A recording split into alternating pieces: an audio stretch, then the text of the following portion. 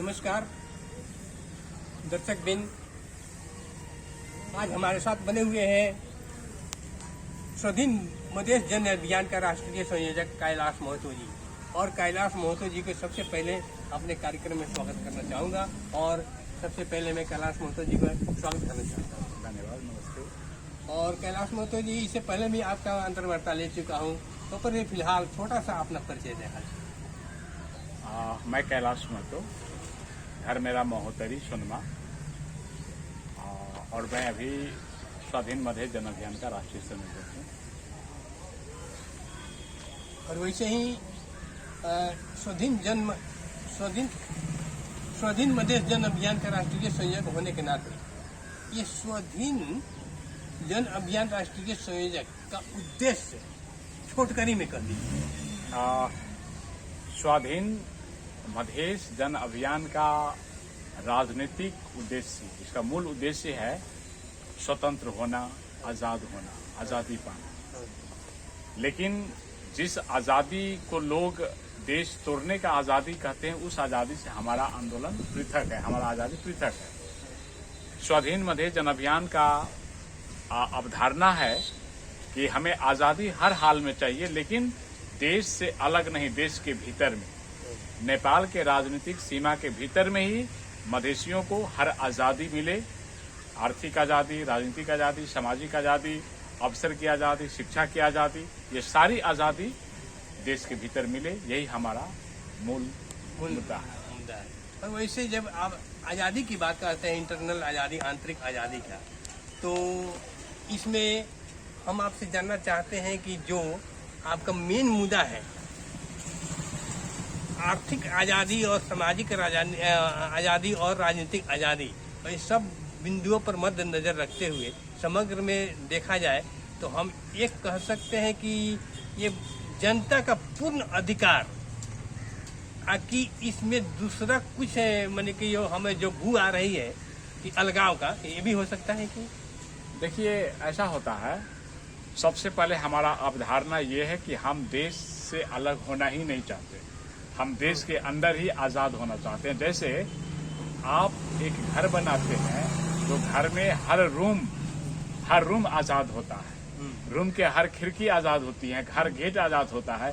उसी ढंग से मधेश का जो सेक्टर है, मधेश का जो जीवन पद्धति है नेपाल में, वो पूर्णतः देश के सीमा के भीतर में पूर्ण आजाद होना चाहिए। और वैसे ही अभी जो हाल चल रहा है नेपाल में, निर्वाचन प्रणाली, और इन निर्वाचन प्रणाली के तहत आपका अभियान कैसे ले रहा है, इसको कैसे देख रहे हैं आप? बिल्कुल, ये आपने बहुत अच्छा सवाल किया। ये आजादी मिलेगा ही हमें निर्वाचन प्रणाली के माध्यम से। और आप आज से पहले वाले अंतर्वार्ता में भी मैंने आपसे कहा था कि हम जो मौजूदा निर्वाचन प्रणाली है, विस्तृत निर्वाचन प्रणाली, ये देश के लिए, मधेश के लिए और खास करके मधेशियों के लिए काल है। ये सबसे बड़ा दुर्भाग्य है कि हम इस निर्वाचन प्रणाली में चुनाव में भाग ले रहे हैं, चुनाव लड़ते हैं। हम चाहते हैं कि इस मिश्रित निर्वाचन प्रणाली को क्रांतिकारी रूप में परिवर्तन करके, पूर्ण परिवर्तन करके, इसको पूर्ण समानुपातिक निर्वाचन प्रणाली के रूप में कायम किया जाए। वहीं से सारा आजादी संभव है। पूर्ण समानुपातिक में तो आरक्षण से काम नहीं चलेगा। बिल्कुल नहीं। आरक्षण एक प्रकार का भीख होता है। हम भिखारी कब तक बने रहेंगे? हमारे जनसंख्या के अनुपात में हमें समानुपातिक अधिकार अगर मिल जाता है तो हमें आरक्षण की आवश्यकता ही क्यों पड़ेगा? यदि समग्र रूप में देखा जाए तो देश के अंतर्गत यदि इकोनॉमिकल रिजर्वेशन, आर्थिक आरक्षण यदि हो जाए, इससे अर्थ क्या है? हमको ना आर्थिक आरक्षण चाहिए, न शैक्षिक आरक्षण चाहिए, न राजनीतिक आरक्षण चाहिए मधेश को। हमें पूर्ण समानुपातिक निर्वाचन प्रणाली के जरिए समानुपातिक अधिकार चाहिए, राज्य में समानुपातिक सहभागिता चाहिए, प्रतिनिधित्व चाहिए, बस वो आजादी चाहिए। समानुपातिक का विश्लेषण कीजिए। समानुपातिक का मतलब होता है जिन समुदाय और वर्ग का जो जनसांख्यिक अनुपात है, जो उसका जनसंख्या का आधार है, उसके अनुपात में, उसके आधार पे देश के हर अंग में, राजनीति में, आर्थिक नीति में, शिक्षा नीति में, समाज नीति में, भाषा नीति में, अवसर नीति में, लगातार जितने भी नीतियां हैं, सारे नीतियों में हमारे तत्व मतलब हर जात के उसके जनसंख्या के आधार पे हमें समानुपातिक प्रतिनिधित्व और अधिकार मिलने चाहिए। तो इसमें आपका भी माने कि बहुत बड़ा भूल है महतो जी। हम तो यहाँ पर देख रहे हैं जात की बात, जातीयता की बात कहें, समूह की बात कहें, और बात क्या है कि यहाँ पर अल्पसंख्यक भी तो है। तो अल्पसंख्यक के लिए क्या सोच रहे हैं? अल्पसंख्यक के लिए देखिए, अल्पसंख्यक क्या भी समानुपातिक उसमें लाया जा सकता है, परिधि में लाया जा सकता है। अब किसी को बहुत अल्पसंख्यक होगा तो उसके लिए एक नया अभियान शुरू किया जाएगा ना, नया एक मतलब राजनीतिक एजेंडा आएगा। जैसे आपने आरक्षण की बात किया तो वहां पे ये सोचा जा सकता है जो प्रतिशत में नहीं पहुंचता तो उसके लिए विशेष आरक्षण की व्यवस्था किया जा सकता है। लेकिन आरक्षण पे ही समाज को अटका देना, ये आज की 21वीं सदी की राजनीति भूल करेगी। तो फिर यहाँ पर तो आरक्षण की बात करते हैं, जब तक ये जो अभी अभी आरक्षण मिला है नेपाल के अंतर्गत, जो किसी भी मधेसी का आरक्षण और सब दलित का आरक्षण, वो सब आरक्षण पीछे अब क्या माने कि ये गलत है। ये आरक्षण तो नाम है, लेकिन मान लीजिए दलित के लिए आरक्षण है। इसी प्रदेश मध्य प्रदेश में 18% दलित है, तो 18% दलित को, इतना प्रतिशत वाला दलित को आप आरक्षण देंगे कि उसको समानुपातिक अधिकार देंगे, समानुपातिक प्रतिनिधित्व करवाएंगे? उसको आरक्षण देने से तो नहीं होगा। वो अधिकारी है राज्य के, प्रदेश के अंग में, उसी अपने जनसंख्या के आधार पर प्रतिनिधित्व करने के लिए 18% दलित को आप राज्य के, इसी प्रदेश के प्रदेश में कहीं पे उपस्थिति ठीक से नहीं है। तो समानुपातिक की बात आप करते हैं, मान लीजिए समानुपातिक प्रणाली थोड़ा देर के लिए आपका लागू हो गया, तो इसमें भी तो गिने चुने व्यक्ति जिसके पास पैसा आएगा वही राजनीति करेगा। आपके बाद में आप पत्रकार हैं, आप इस बात को पहले समझें। समानुपातिक निर्वाचन प्रणाली ही ऐसा प्रणाली है जिसमें पैसों की नहीं, वहां पे जनसांख्यिक मतलब रिपोर्ट को मतलब लिया जाता है। अगर पैसे की बात अगर समानुपातिक में आता है निर्वाचन प्रणाली में, तो पैसे का निर्वाचन तो आज भी हो रहा है, तो हम इसी प्रणाली को क्यों नहीं स्वीकार लेते? हमारी बात क्या है, यदि समानुपातिक लागू हो जाता है तो वहाँ पर कैलाश महतो हावी होंगे, न कि कचरी महतो, महतो, तो सब पीछे पड़ जाएगा।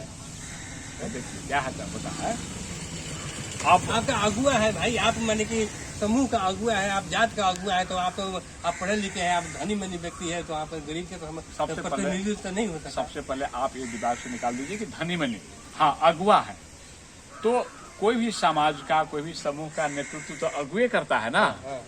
आप भी अगुआ हो सकते तो आप आ सकते हैं, हम अगुआ है तो हम आ सकते हैं। समाज को लीड करने वाला ही तो समाज को विकास देता है ना। लीड करने हमारा अभिप्राय था, आपके पास पैसा है, जो पैसा है तो आपको भी खरीद सकता है, थोड़ा समानुपातिक में भी मान कर चलिए। अच्छा ऐसा है, ऐसा देखिए इसमें होता क्या है, आप हर चीज को नेगेटिव हम लेंगे तो वहां से नेगेटिव रिजल्ट ही आएगा। जैसे हम कितनों अच्छा खाना खा लें तो आखिर उसका बनना तो गंदे है, तो अब वो गंदा बनेगा, इसीलिए हम मिठाई नहीं खाएंगे, इसीलिए हम खाना नहीं खाएंगे। तो अब देखिए होता क्या है कि किसी भी काम से अगर 51% अच्छा रिजल्ट आ जाता है, 60% ज्यादा रिजल्ट आ जाता है, 80% रिजल्ट अच्छा आता है, तो उसको मान्य हो, मतलब इज्जत लोग करते हैं।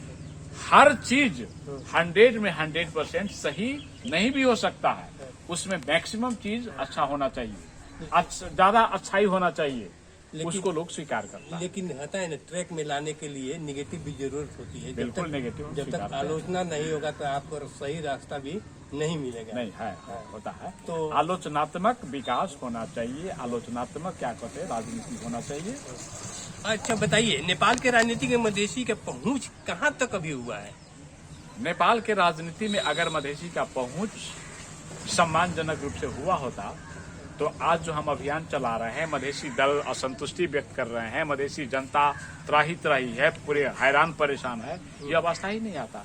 तो जहाँ पे मधेश को होना चाहिए देश के राजनीति में, वहाँ मधेश नहीं है, इसीलिए मधेश आज भी आंदोलन में है। मधेश एक तो का बात कहे हैं, तो वहाँ पर मैं आपसे ये पूछना चाहूँगा, आजकल जो शहीदों का सम्मान की बात करते हैं, शहीदों का जो सम्मान, अभी अभी मैं देखता हूँ शहीदों का सम्मान कहाँ होता है, आसन में मात्र होता है।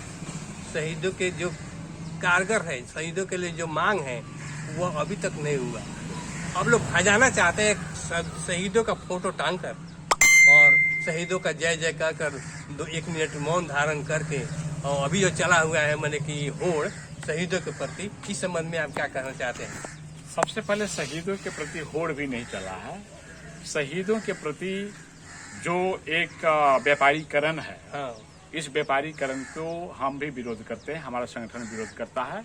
शहीद फूल मालों के लिए नहीं बना है, हाँ। या उस पे भक्ति भाव करने के लिए शहादत उसने नहीं दिया है। शहादत उसने शहीदों ने इसलिए दिया है कि हम जिस मुद्दा के लिए शहादत दे रहे हैं उस मुद्दा को तुम परिपालन कर दो, उस मुद्दा को तुम जगह तक पहुंचा दो, वो अधिकार को तुम मतलब प्राप्त कर दो, इसलिए शहादत उन्होंने दिया है। तो जिस रोज शहीदों का जो अरमान था, जिस अरमान के लिए उन्होंने जाने दी हैं, प्राण दी हैं, उसको अगर कोई समाज या कोई पार्टी या कोई नेता अचीव कर लेता है, प्राप्त कर लेता है, तो सही सम्मान शहीदों के लिए वही होना चाहिए। लेकिन क्या है कि हमारे नेता लोग और खास करके मधेसी नेता लोग ये शहीदों का गीत गा करके, शहीदों के तस्वीर पे कुछ क्षण के लिए माला लगा करके ये जो भक्ति भाव करते हैं, ये ठगने का काम बस मात्र है। शहीदों के परिवार को सांत्वना देने का काम मात्र है, इससे कुछ होना जाना नहीं है।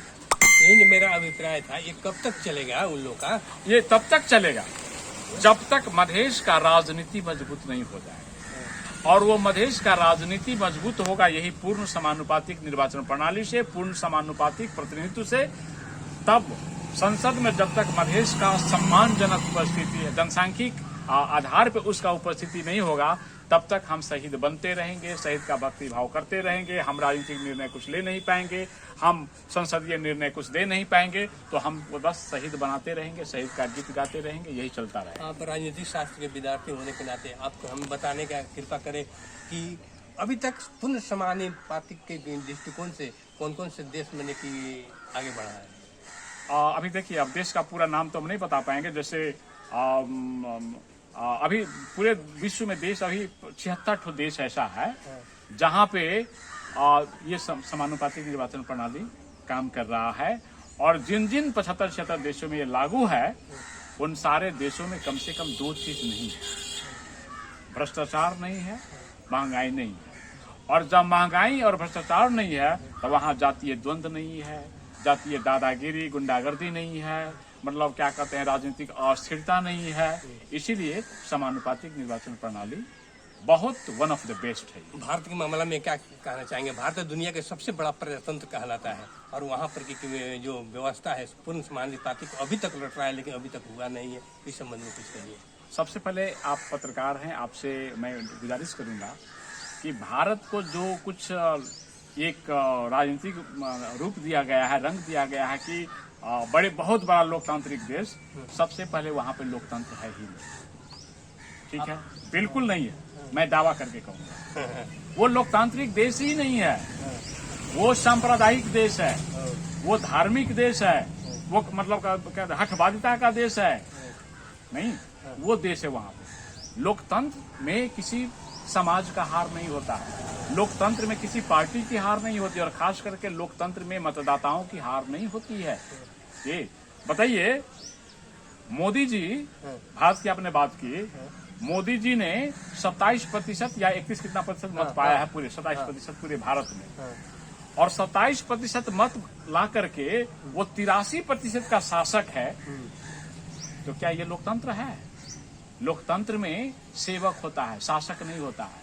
और वो 83% जनता पे 27% के मत वाले लोग शासन करना, ये लोकतंत्र का उपहास है, ये लोकतंत्र का मतलब धज्जी उड़ाना है।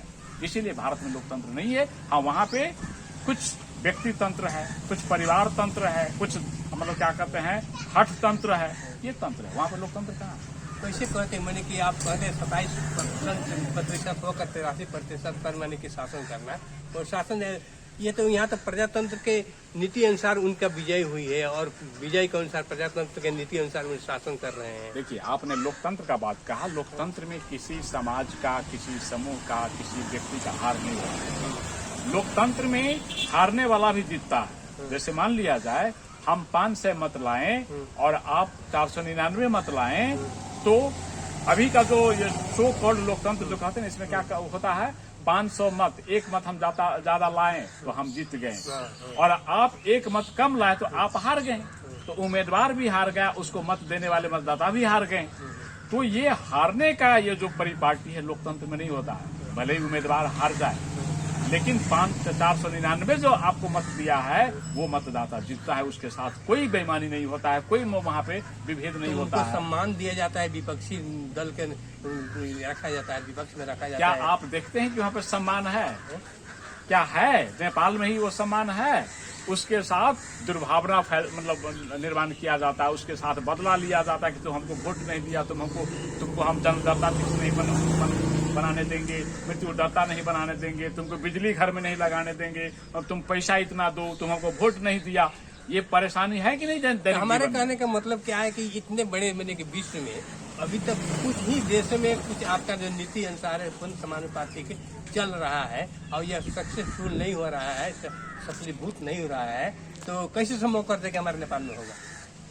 देखिए, इसी विश्व में मैंने कहा कि 75-76 तो देश में समानुपातिक निर्वाचन प्रणाली कायम है। ऐसी बात नहीं है कि नहीं है। नेपाल में भी कहीं कहीं पे समानुपातिक निर्वाचन है, जैसे प्राध्यापक संघ में है यहाँ पे, ठीक है। तो जहाँ पे ये निर्वाचन प्रणाली लागू किया जाता है वहाँ पे ये द्वंद्व, जातीय विभेद, जातीय मतलब हम क्या कहते हैं, चल खेल, ये सब बंद होता है, अत्याचार बंद होता है, भ्रष्टाचार बंद होता है, ये सब कम होता है। अच्छा, और बताइए, ये निर्वाचन प्रणाली स्थानीय स्तर का निर्वाचन हो रहा है, इसके बाद में आपको MP का होगा, और इसमें आपका कोई मैंने दिलचस्प हमारे कहने को इसमें आप भाग लेंगे कि नहीं? स्थानीय स्तर से तक मैंने कि MP तक। सबसे पहले आपको इससे पहले वाले भी इंटरव्यू में मैंने कहा था कि हमारा 3 मांग है, स्वाधीन मधेश जन अभियान का 3 मांगे हैं। पहला कि संघीय और प्रादेशिक निर्वाचन पूर्ण समानुपातिक हो। दूसरा, नेपाल सरकार और तत्कालीन संयुक्त लोकतांत्रिक मधेसी मोर्चा के बीच 2064 फाल्गुन 16 गते के दिन जो 8 बुधे सहमति हुआ है, वो उसको अक्षरशः नेपाल सरकार लागू करे, पालन करे। और तीसरा, जो स्थानीय लेवल का निर्वाचन है, चुनाव है, उसको पार्टी विहीन बनाया जाए, निर्दलीय किया जाए, स्वतंत्र निर्वाचन तो स्थानीयता।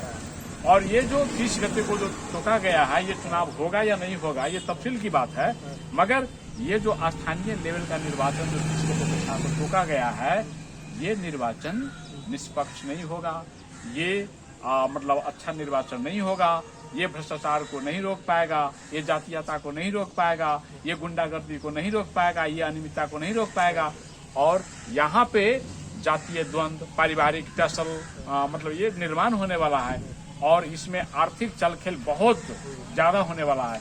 इसीलिए स्थानीयता के निर्वाचन को हमारा मानना है कि निर्दलीय होना चाहिए, स्वतंत्र निर्वाचन हो, ताकि पैसे विहीन भी बहुत सारे बुद्धिजीवी लोग हैं समाज में, जिसके पास राजनीति का सूझबूझ है, जो देश और समाज को चलाने का कला उनमें है, लेकिन पैसे न होने की वजह से ये मेयर का या मतलब जो भी स्थानीय नेतृत्व है, वो पैसे वाले गुंडे के हाथ में, व्यापारी के हाथ में, तस्कर के हाथ में राजनीति जा रहा है। इसको रोकने के लिए चुनाव स्थानीय स्वतंत्र होना चाहिए। समग्र में देखा जाए तो आप इसमें अभियान बिल्कुल नहीं लेंगे, ये चुनाव ही गलत है। अच्छा। और दूसरा बात क्या है कि आपने जो कहा है कि जो बूंदे से सहमति हुई थी पहले, उस बुंदा पर तो आपको जितने मधेसी दल है सब लोग मतलब कि कारगर है, सब लोग काम कर रहे हैं। जैसे कि आपका सीके राउत भी हुआ, जो आप अलग हुए हैं सीके राउत जी से, सीके राउत भी तो वही बुंदा के लेकर चल रहे हैं कि वहाँ जो समझौता हुआ उसको काम करें, लेकिन अभी सीके राउत का जो नीति है वो कैसा है? सबसे पहले सीके राउत को 2 ढंग से देखिए। सीके राउत पहले अपना जो सहमति किए हैं कि करवाया है 11 बुधे, तब पहले अपने घर को देखेगा कि दूसरे के घर में झाड़ू लगाएगा, अपने घर को देखेगा। तब पहले अपना जो समझौता किया है उस समझौता का तो अर्थ पहले निकाल दे, उसको कार्यान्वयन कैसे करेगा, उससे क्या निकलने वाला है वो तो पहले बता दे। 8 बुधे सहमति जो हुआ है उस सहमति में मेरा भी सहभागिता है, इसलिए कि हम उस समय में फोरम नेपाल में थे, इसीलिए मेरा जिम्मेवारी बनता है कि 8 बुधे सहमति को लागू करो। सीके राउत का उसमें कोई सहभागिता नहीं है। सीके राउत का सहभागिता 11 बुद्धे सहमति में वो तो हाँ समग्र में उठा सकते हैं, लेकिन पहले आपने जो सहमति किया करवाया है उसका पहले चर्चा करो ना, उसको पहले लागू करवाओ ना, उसका रिजल्ट कुछ दो ना मधेश को, देश को।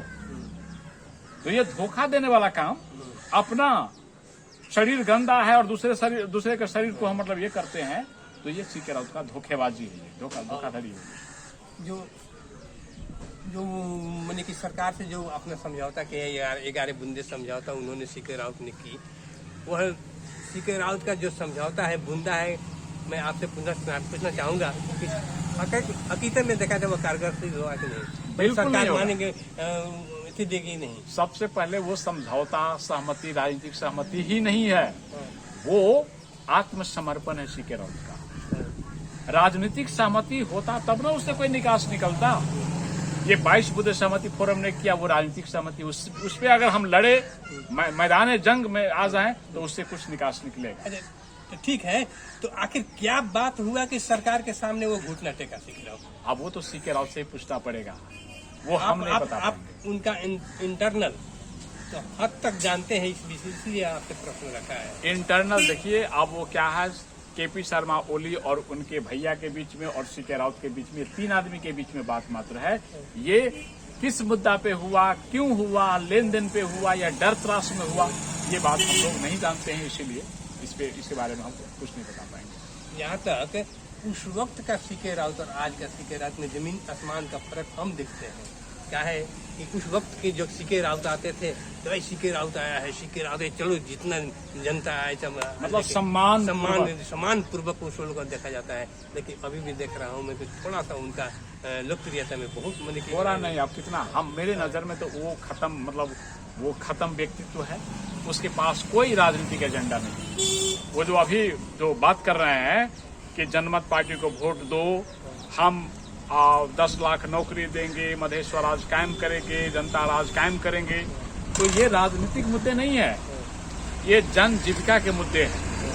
ठीक है, ये जन जीविका के मुद्दे हैं, रोजी रोटी का मुद्दा है। ठीक है, ये राजनीतिक मुद्दा नहीं है। राजनीतिक मुद्दा तो बाद से जुड़ा होता है ना, साम्यवाद होता है, सामंतवाद होता है, उदारवाद होता है, प्रजातंत्रवाद होता है, लोकतंत्रवाद होता है, ये सब वाद होता है, मधेशवाद होता है, ये सब उनके पास तो राजनीतिक मुद्दे ही नहीं है। तो यदि आपकी अभियान सफल हो जाता है, उसके बाद आप कौन वाद अपनाएंगे? और सबसे पहले देखिए हमारा राजनीतिक अभियान अगर सफल हो जाता है तो हम लोकतंत्र के पक्षधर हैं। ठीक है, और लोकतंत्र का परिभाषा मैंने दिया कि लोकतंत्र में कोई हारता नहीं है, सब जीतता है, हारने वाला का भी जीत होता है, वो हार करके भी जीत जाता है, जीतने वाला जीत करके भी जीतता है। तो वो लोकतंत्र, हम उस लोकतंत्रवाद को मानते हैं जहाँ पे मतलब किसी का हार न हो, सब वहाँ पे अमन चैन से मतलब हारने वाला भी और जीतने वाला भी एक होकर के भाईचारा के मतलब माहौल में जीवन चलाए। लोकतंत्र में तो जिसकी लाठी उसकी भैंस, तो ये लोकतंत्र ही नहीं है ना, ये तो लोकतंत्र ही है, तो खसोट तंत्र है, ये तो लूट तंत्र है, ये तो भादा तंत्र हुआ ना। तो फिर कैसे आप कल्पना करते हैं कि हमारा लोकतंत्र सफल होगा अभी इसके बाद?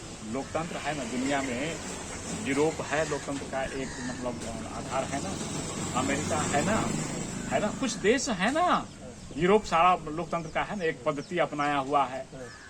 अच्छा, ये बताइए, आप अध्यासन प्रणाली को स्वीकारते हैं कि आप ये पर संघीय में स्वीकारते हैं? क्या मतलब सवाल? अध्यात्मक प्रणाली, अध्यात्मक, डायरेक्ट मैंने किंगशिप बिल्कुल नहीं, किंगशिप यानी नहीं, अध्यात्मक का मतलब बताए राष्ट्रपति बलिय हो, मैंने नहीं ऐसा है। हो। हाँ, हम लोग का हमारा अवधारणा क्या है कि राष्ट्रपतीय प्रणाली लागू हो, लेकिन वो राष्ट्रपति जनता के द्वारा निर्वाचित, प्रत्यक्ष निर्वाचित के लिए तो असंभव है, क्या कि यहाँ की जनसंख्या 3 करोड़ को जा रहा है, 3 करोड़ है, और वह तो सीमित जनसंख्या में, जैसे स्विट्जरलैंड है ना, प्रत्यक्ष मैंने कि प्रजातंत्र जिसे कहते हैं, डायरेक्ट टू डेमोक्रेसी स्विट्जरलैंड को कहते हैं, वहाँ पर संभव है, लेकिन यहाँ पर तो संभव नहीं होगा। देखिए, संभावना असंभावना कहीं नहीं होता है, वे राजनीतिक प्रणाली पे भर पड़ता है। ठीक है, आपके विल पावर पे मतलब निर्भर करता है। ये 3 करोड़ जनसंख्या कौन सा वर्ग का संख्या? यहाँ पर यानी कि ये नहीं संभव होगा कि कम जनसंख्या बिल्कुल संभव है, बिल्कुल ठीक है। संभव है। आपकी बात थोड़ा देर के लिए माने संभव है, तो हो सकता है आपकी बात सुनने की मैंने पूरा होगा कि मैं भी आशा रखता हूँ। लेकिन थोड़ा सा हम आपके राजनीतिक से अलग निकलकर हम बात करते हैं, देश की राजनीति के विषय में करते हैं, नेपाल की राजनीति के विषय में हम बात करना चाहते हैं। अभी जो आना हुआ है एमसीसी के क्या है, इसके पक्षधर क्या है, इसके विषय में आप कुछ नहीं, कहें कि MCC यह जन सरकार वाला विषय है, इसलिए आज मैं रखा हूं। नहीं, एमसीसी नेपाल के लिए बर्बादी का एक ये जड़ है। एमसीसी से नेपाल को कुछ मिलने वाला नहीं है। एमसीसी से कुछ नहीं मिलेगा तो नेता लोग ठोकुआ चाहे सभी नेता लोग इसके पक्ष में खड़ा होकर लागू कर दिए, तो आप कैसे कहते हैं कि बिल्कुल ये नेता लोग कर दिए, इसका मतलब हम भी मान लें। 10 आदमी 20 पी लिया, इसका मतलब हम भी पी ले, ये बात तो नहीं ना होगा। लेकिन विद्वान जब 20 पीता है तो और लोग वो है, वो मानते हैं लोग, लेकिन मानना फिर खतरनाक होता है। हम वो 20 नहीं पीने वाले हैं, ठीक है। क्यों? तो एमसीसी जो है, सबसे पहले नेताओं ने नेता अपने कंट्रोल में नहीं है। वो अमेरिका का जो रंग रूप है, अमेरिका का जो मतलब ताकत है, सामरिक ताकत है, आर्थिक ताकत है, उसके डर से नेता लोग, उसके प्रभाव में पड़ करके नेता लोगों ने ये किया है। तो नेता लोग डरेंगे, इसलिए कि शासन चलाने के लिए अमेरिका से कुछ सहयोग लेता होगा, ठीक है। तो वो नेता का मजबूरी होगा। हम लोगों के लिए जनता की मजबूरी वो नहीं है। जनता की मजबूरी उसका जीवन की गारंटी होना चाहिए, जीवन की सुरक्षा होना चाहिए, उसको रोजगार की सुरक्षा होना चाहिए, देश की उन्नति होना चाहिए। और वो जो 54-55 अरब रुपया है, क्या एक देश के लिए क्या वो प्रशस्त है? क्या उससे देश का कोई काया पलट या कोई विकास संभव है? अगर संभव होता तो नेपाल में ये बात उठ रहा है ना, आप ही लोग उठाते हैं। एनसेल कांड में अरबों मतलब 65-70 अरब है। मतलब ये व्हाइट बॉडी कांड है, सोना कांड है, सूडान कांड है, ये टेलीकॉम कांड है, क्या क्या कांड। अगर वही पैसा को एनसेल कांड है, इन्हीं पैसों को अगर हम जुगाड़ कर लें तो अमेरिका की पैसा क्यों चाहिए, यूरोप की पैसा क्यों चाहिए? यहाँ पर हला है कि ये माने कि एमसीसी इंडो पैसिफिक का एक अंग है, जिससे कि नेपाल में सेना तक आ सकता है। इसे विषय में कहिए। देखिए, अब ये इस पे हम ज्यादा जोर नहीं दें कि सेना आएगा या नहीं आएगा, लेकिन अमेरिका का दिमाग आ गया। सेना खतरनाक नहीं होता है, सेना को चलाने वाला जो योजना होता है, दिमाग होता है, वो खतरनाक होता है। तो अमेरिकी दिमाग नेपाल के राजनीति में प्रवेश कर गया है, जो नेपाल के लिए खतरा है। यूक्रेन की बात करें थोड़ा सा, जो अभी यूक्रेन की बात कर रहे हैं, वह नेटो का सदस्य बनने जा रहा है। मैंने नेटो में गया, इसके लिए रूस उस पर क्रोधित हो गया। हो सकता है कि हमारा नेपाल भी कहीं वैसे भी स्थिति में चल जाता है, जो कि हमारे पड़ोसी लोग कहीं क्रोधित हो जाए, ये भी तो हो सकता है। नहीं, देखिए, इसमें क्या है कि इस एमसीसी में एक पड़ोसी का सदा सहायता भी है, एक पड़ोसी का फायदा भी है। लेकिन वो फायदा कितने दिनों के लिए है, वो पड़ोसी को कितना पता है। अमेरिका जो है, अमेरिका, ये सही बात है, अमेरिका एक तीर से 2 शिकार करने का रणनीति अपना लिया है। अमेरिका ये लगानी भारत में नहीं किया, ये लगानी चीन में नहीं किया, नेपाल में करने से वो नेपाल में अपना एक शैतानी दिमाग को यहाँ पे रखेगा और 2 तरफ को शिकार करेगा। उसका रणनीति ये है, ठीक है। जहां तक नेपाल किसी के पक्ष में जाएगा तो नेपाल पक्ष में है ये नहीं, कभी ये किसी के पक्ष में नहीं, सबके पक्ष में। ये इसका कभी ये यूरोप के पक्ष में जाता है, कभी अमेरिका के पक्ष में, कभी चीन के पक्ष में, कभी भारत के पक्ष में। इसका अपना कोई पक्ष ही नहीं है। हम चाहते हैं कि ये अपना पक्ष का निर्माण करे, ठीक है। ये जब तक इसका अपना पक्ष निर्माण नहीं होगा, तब तक न इसको चीन इज्जत करेगा, न भारत इज्जत करेगा, न यूरोप करेगा, न अमेरिका करेगा, ठीक। तो बात आप बहुत अच्छा कहें। तो हम लोग तो बहुत ज़्यादा वार्तालाप कर लिए, लेकिन हम अंत में आपसे यही कहना चाहूँगा, जो आप यहाँ पर आए हैं और हमारे जो मधेसी मूल के आदमी हैं और हमारे नेपाली मूल के आदमी हैं, उससे आप क्या कहना चाहेंगे? देखिए, आपने 2 शब्द यहाँ प्रयोग किया, हम मधेसी मूल के और नेपाली मूल के। तो ये कहीं न कहीं इंट्रिंसिकली, मतलब अंतरात्मा में या अंदर में, हमारे अंदर भी है जो नेपाली लोग पहाड़ी लोग कहते हैं, हम लोग भी अब समझने लगे हैं, हम जबरदस्ती अपने को नेपाली कहते हैं। नेपाली कहलवाने के लिए हम सब मतलब बहुत लालच है, लेकिन हम भी समझते हैं कि हमको नेपाली का दर्जा नहीं मिल रहा है, इसीलिए हम लोग मधेसी अपने को में सीमितता रख रहे हैं। ठीक है, हम लोग सीमित हो गए मधेसीपन में, और नेपाली लोग जो राज्य संचालक है, शासक, हमें मधेसी का नेपाली मान ही नहीं रहा। इसीलिए इसी मुद्दा पे जो सीके राउत ने एक आंदोलन लाया था, वो आंदोलन कोई गलत नहीं, लेकिन उस आंदोलन को हम छोड़ चुके हैं। सीके राउत ने छोड़ दिया, हम भी छोड़ चुके हैं। हम चाहते हैं कि राज्य प्रणाली में जिसका हाली मुहाली है, जो शासक अपने को कहलाता है, उस शासन में हम मधेसियों का भी समान अधिकार दिलाए। और हम भी नेपाली हैं, ये राज्य हमारा भी है, इसमें तुमसे ज्यादा कर हम देते हैं।